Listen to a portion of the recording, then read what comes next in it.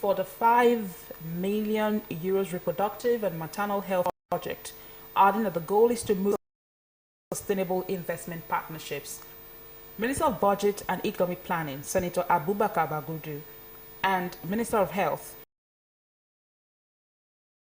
it will prioritize the improvement of digital infrastructure within the Information and Communication Technology Unit of the Federal Fire Service.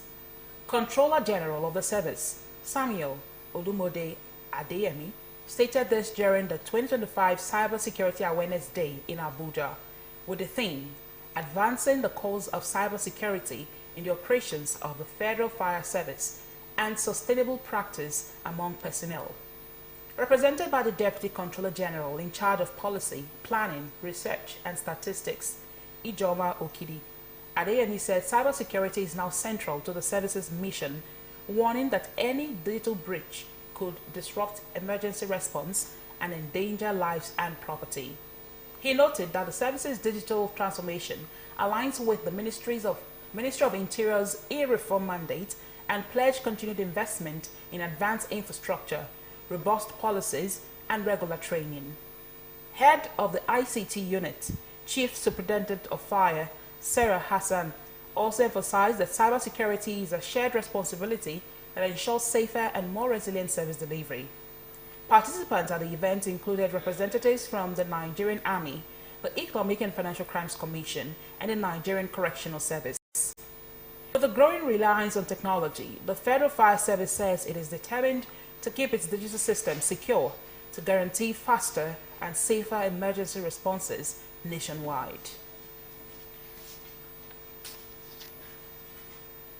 The House of Representatives has launched an investigation into allegations of illegal tax deductions and excessive bank charges affecting Nigerian workers and customers.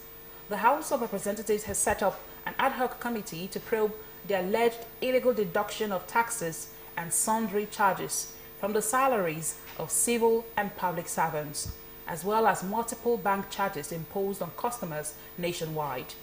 Chairman of the committee, Honorable Kelechi Mungo, said the investigation followed numerous complaints from Nigerians over arbitrary and unclear deductions by government agencies and financial institutions.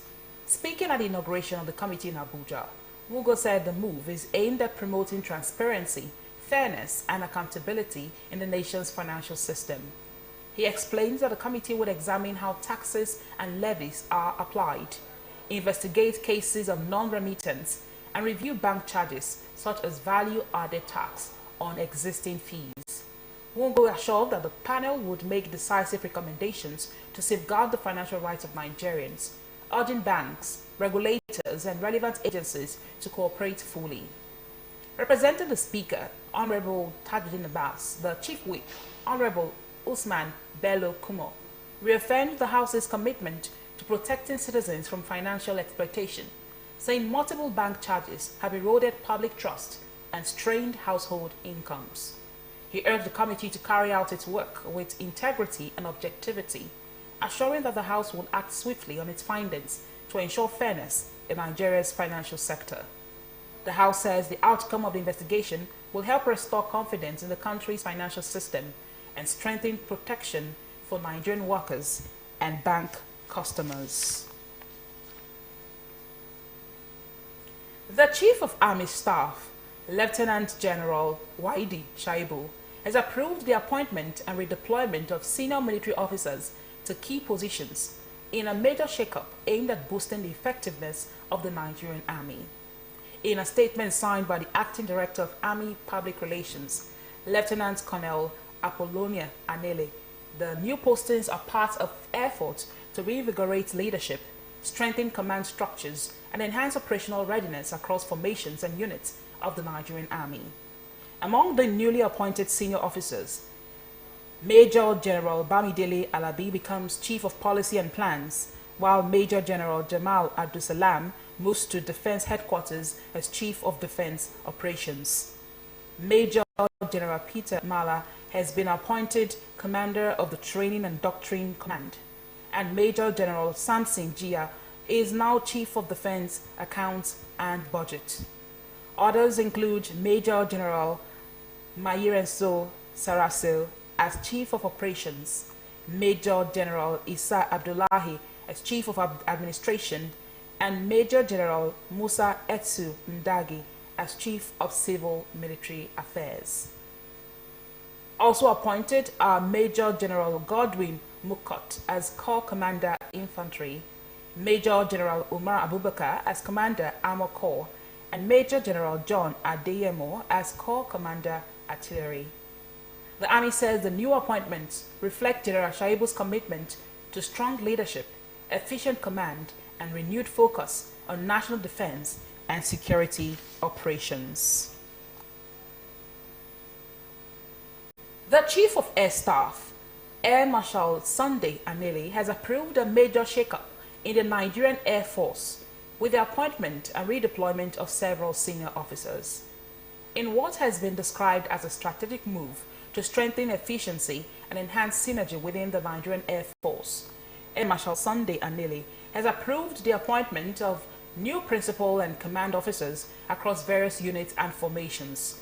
According to the Director of Public Relations and Information, Air Commodore Ehimen Ejodame, the reorganization aims to optimize command effectiveness, improve decision-making, and ensure mission readiness in response to Nigeria's evolving security challenges. Among the key appointments, Air Vice Marshal Abubakar Abdullahi is now the Chief of Policy and Plans, while AVM Adeniran Ademuwagun assumes duty as Commandant of the Air Force Institute of Technology in Kaduna. Others include AVM Ibitayo Ajiboye as Group Managing Director of the NAF Investment Limited Group of Companies, AVM Precious Amadi as Chief of Operations, and AVM Namdi Ananamba as Chief of Air Intelligence. In the engineering and logistics sectors, AVM Olufemi Ogunsina was named Chief of Aircraft Engineering, and AVM Mohammed Ibrahim now heads the Transformation and Innovation Branch. Air Commodore Ejodame added that several other senior officers were redeployed to strategic defense and inter-service roles to strengthen joint military operations nationwide. The Air Force says the new appointments reflect Air Marshal Anele's commitment to effective leadership, professionalism, and enhanced coordination in safeguarding Nigeria's airspace. Former Chief of Defense Staff, General Christopher Musa, says he is leaving the Nigerian military with pride and a clear conscience after decades of dedicated service to the nation. At a colorful pull-out parade held in Abuja, former Chief of Defense Staff, General Christopher Musa, reflected on his years of military service, saying he served Nigeria with commitment and integrity. General Musa, who was succeeded by General Olufemi Oloyede as the new Chief of Defense Staff, said he leaves the armed forces with cherished memories of unity, courage, and sacrifice shared among officers and men. He thanked President Bola Tinubu for the opportunity to serve, urging troops to give full support to the new service chiefs appointed to strengthen Nigeria's security architecture. The retired general also called for greater cooperation among security agencies and encouraged Nigerians to continue supporting the armed forces in the ongoing fight against insecurity. General Musa reaffirmed his loyalty to the country, saying although he may have retired, his soldier's heart will continue to beat for Nigeria. Last week, President Tinubu approved a major shakeup in the military leadership, appointing General Oloyede as CDS, Waidi Shaibu as Chief of Army Staff, and new heads for both the Air Force and the Navy. The new service chiefs were confirmed by the Senate and decorated by the President earlier this week. With his exit, General Musa bows out as one of Nigeria's longest-serving defense chiefs, leaving behind a legacy of dedication and service to the nation. You're watching Delta TV Main News. Still to come, King Charles strips Andrew of royal titles. Details of this story and many more will come after this short break. Please stay tuned.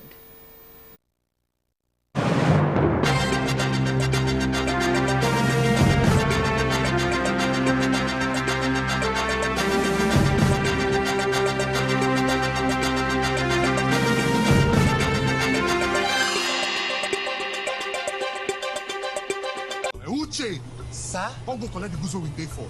No carry nonsense, come back here. Okay, my Oga. Uche, go buy me oil filter.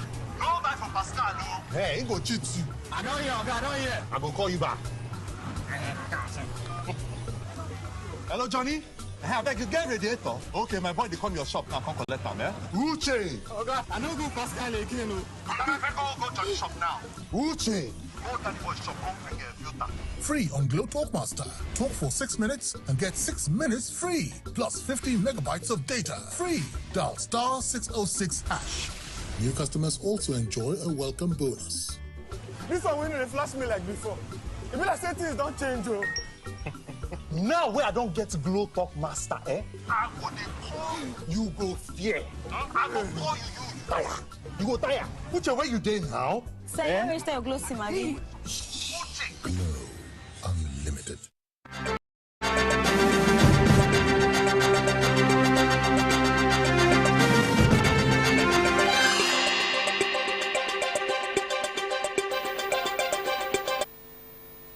Welcome back and thank you so much for staying tuned to Delta TV Main News.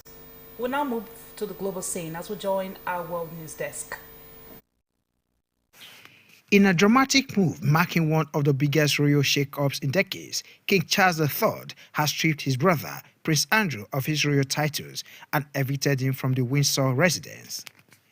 Buckingham Palace says the decision is part of what it called necessary censures to protect the integrity of the monarchy amid growing controversy over Prince Andrew's ties to convicted ex-offender Jeffrey Epstein. At 65, the Duke of York has faced years of public scrutiny over his association with Epstein, as scandal reignited following the posthumous release of memos by Virginia Giuffre, who accused Andrew of sexually assaulting her as a teenager, a claim he continues to deny. Giuffre, who says she was trafficked by Epstein, died earlier this year. Her family hailed her courage, saying her truth had brought down a British prince. According to the palace, Prince Andrew will now go by the surname Andrew Mountbatten Windsor and relocate to a smaller residence on the Chandrian estate, which cost privately covered by the king. His royal titles, including Earl of Inverness, Baron Killilare, and Knight of the Order of the Garter, have all been revoked, though he remains 8th in line to the throne. The palace said the actions followed evidence of serious lapses in judgment, despite Andrew's continued denial of wrongdoing. Buckingham Palace reaffirmed its sympathy for victims of abuse, saying the royal family remains committed to accountability and restoring public trust following one of its most damaging scandals in recent history. Army in Guinea-Bissau says it has foiled an attempt to subvert the country's constitutional order just a day before the start of campaigns for next month's general elections. Deputy Chief of Staff General Mamadou Touré made the announcement at a press conference today, revealing that several senior military officers have been arrested in connection with the alleged plots. He described the move as an effort to disrupt the electoral process, though he declined to give details on the number of officers involved or the specific actions planned. Among those detained is Brigadier General Daba Namana, the director of our military training center, located about 30 kilometers from the capital, Bissau. Campaigning official begins tomorrow, ahead of the legislative and presidential elections, which are expected to be dominated by incumbent President Umaru Sissoco Embalo, following the disqualification. President Embalo, speaking after a cabinet meeting yesterday, warned that no form of disorder will be tolerated during the campaign period. He also assured that the government has taken necessary measures to guarantee the safety of all candidates.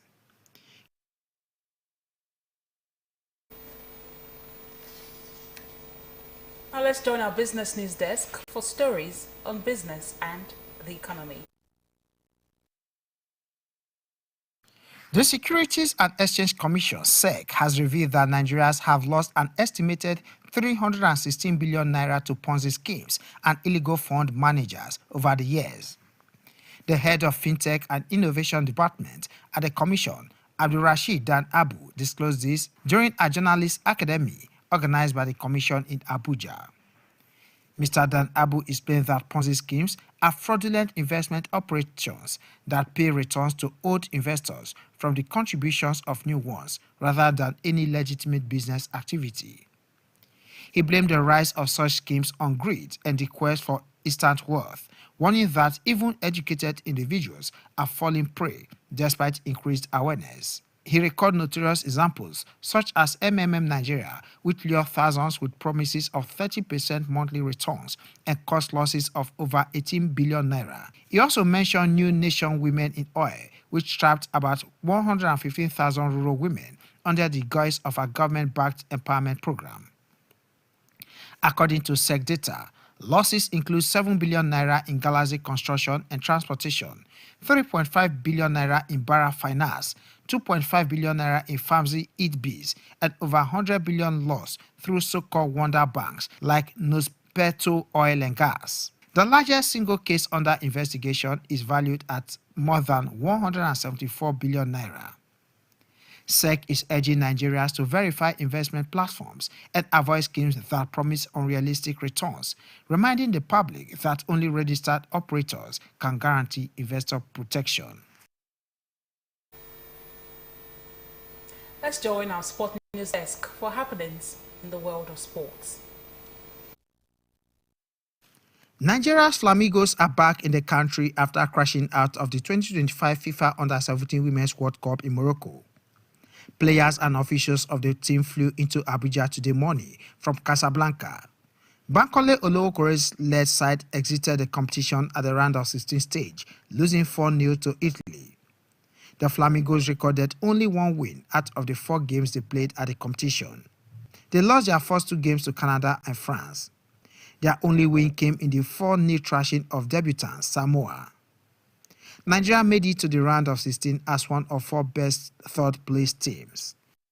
The Confederation of African Football, CAF, has announced that former Cameroonian international Alex Song and Zambia legend Chris Katongo will assist in conducting the 2025-2026 CAF Champions League and Confederation Cup group stage draws.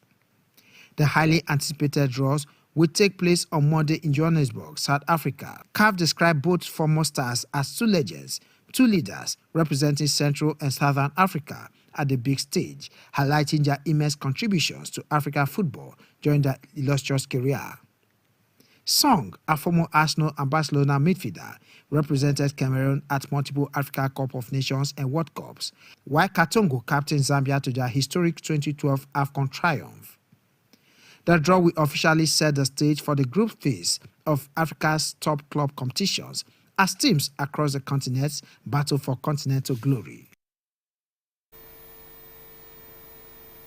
The remains of Ogbueshi Joseph Ikechukwu Onora, JP, popularly known as Ezudo I of Ahaba, have been laid to rest at his hometown, Asaba, in Oshimili South local government area.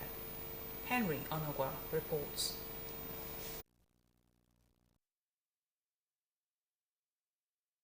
At a funeral mass held at St. Patrick's Catholic Church, Western Asaba, Reverend Father Michael Ekaira, in his homily drawn from Matthew chapter 25 verses 31 to 46, urged believers to avoid sin, and those who have found themselves in sin should repent and return to God while they still have the chance. He reminded the congregation that death serves as a sober reflection on the vanity of earthly pursuit, stressing that life on earth is fleeting, but eternal rest awaits the faithful.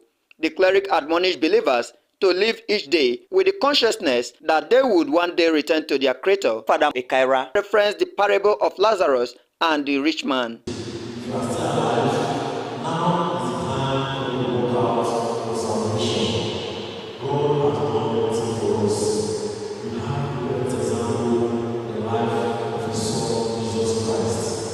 The remains of late Ogbueshi Joseph Ikechukwu Onora was later interred at his residence amidst tears, glowing tribute and emotional eulogies from family members, friends and well-wishers. A reception was later held for guests at the St. Patrick's Catholic Church field in a solemn atmosphere of reflection and celebration of a life well spent. The children of the deceased, including Comrade Uche Onora, a staff of the Delta Broadcasting Service DBS Asaba, along with his family members and associates, described the late Ogbueshi Joseph Ikechukwu as a unifier, mentor, disciplinarian, and community builder whose selfless lifestyle left a lasting impact on many. Disciplinarian, is a loving father, is a man that didn't want children to suffer.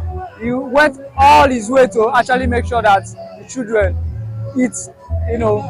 take care of his children very well. I want to my siblings today is that they should take heart that God gives and God takes. They should just keep the love going. Always pray that God should keep us together. Give us the love to bear the fortitude. Joseph Ikechukwu lived a simple life. He was a philanthropist, a man that left so much legacy behind him.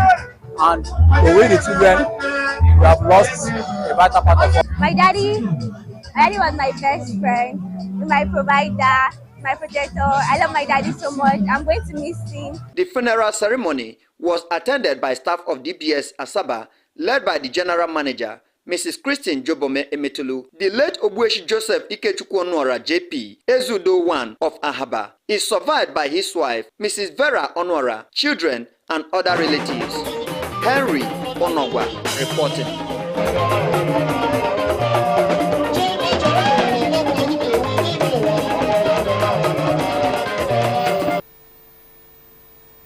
Now, our thought for the day.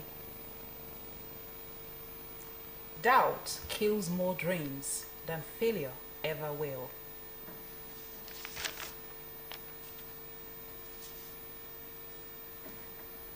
Now, before we go, let's take a look at some of our major stories.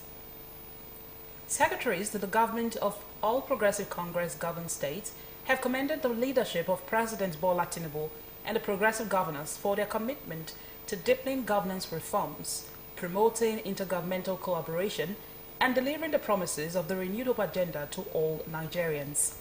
The commendation was contained in a 9-point communique issued at the end of the Progressive Governors Forum PGF quarterly strategy meeting of secretaries to the government of APC governed states held at the Unity Hall, Government House, Asaba. Delta State has been identified as one of the states blazing the trail in execution of projects with direct bearing on the lives of the people.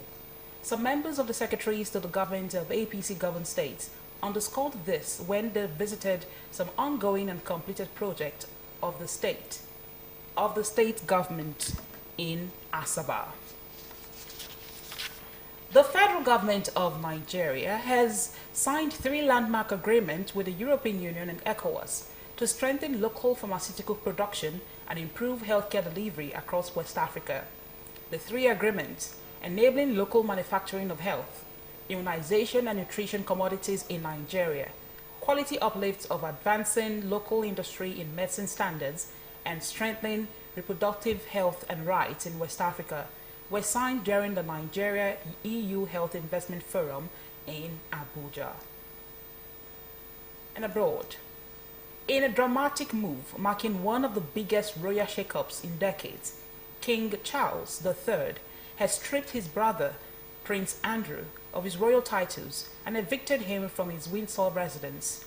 Buckingham Palace says the decision is part of what it called necessary censures to protect the integrity of the monarchy amid growing controversy over Prince Andrew's ties to convicted sex offender Jeffrey Epstein. That ends Delta TV main news. You can also follow our news online on Facebook and YouTube at Delta Broadcasting Service Asaba, or visit our website at www.dbsasaba.com. Thank you so much for joining us tonight. I am Blessing Usiagwada. Have a peaceful night and goodbye for now.